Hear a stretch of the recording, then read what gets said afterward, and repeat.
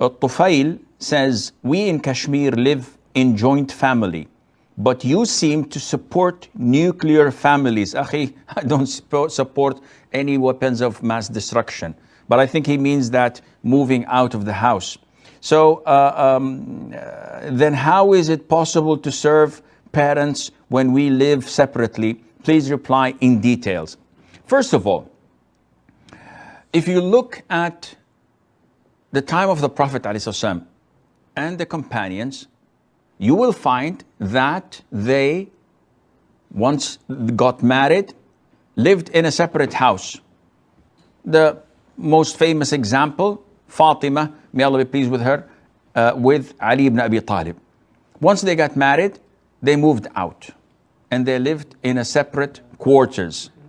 Now, it is very good of you to think of the welfare of your parents.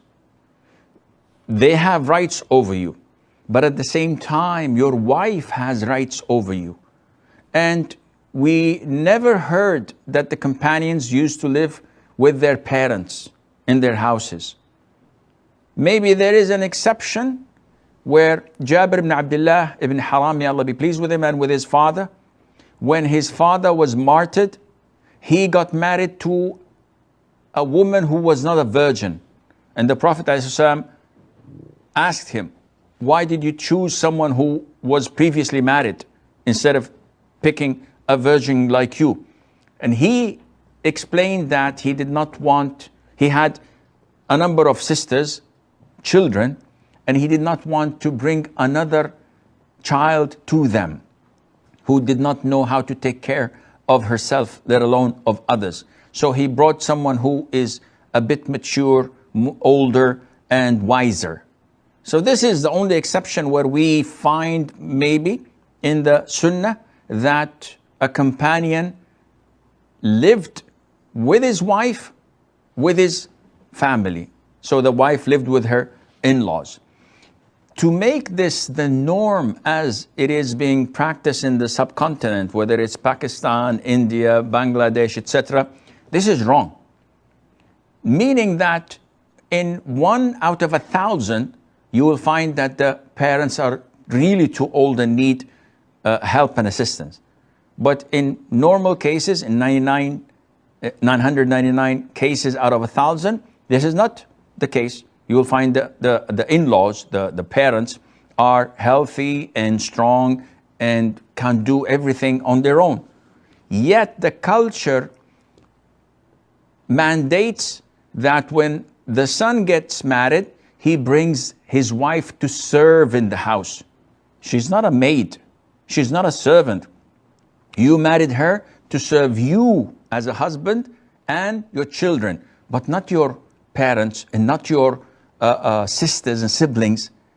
And we know that in such joint families, there isn't anything as hijab, because the brother-in-law is exposed to the sister-in-law and they mix, and sometimes catastrophes take place. And I have lots of stories of such mixing, because this is what the Prophet ﷺ warned us of when he said that beware, do not enter upon women folk. So a man stood up and said, "Oh Prophet of Allah, what about the in-laws, my brother-in-law, my uncle, etc., to meet and mix with my wife?" The Prophet said, the in-law is death. So if you want death to approach your wife and you feel that is normal, then you allow your brother or your uncle who is not a mahram to her to mix with her. This is crystal clear in Islam.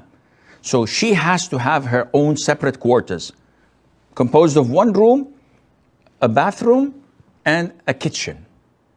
Whether it's separate home or it's an annex of the house where it is isolated, if she doesn't want to see any of your family the whole day, the whole week, the whole month, this is her right.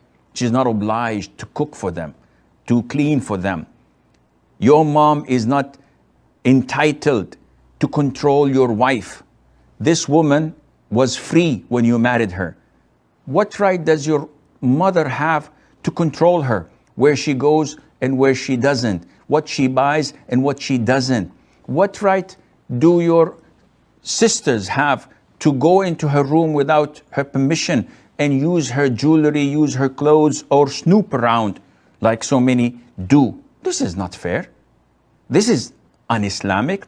So you have the option, either live separately or live in an annex of the house, or in the 1 out of 1,000 case when your parents are really in need of care, you have to please your wife and take her permission. The vast majority of women, when they see that her father and mother-in-law are vulnerable and weak and need assistance, they would volunteer, the vast majority. But when they're not in need and you force her to live with that, this is un-Islamic, and Allah Azza wa Jal knows best.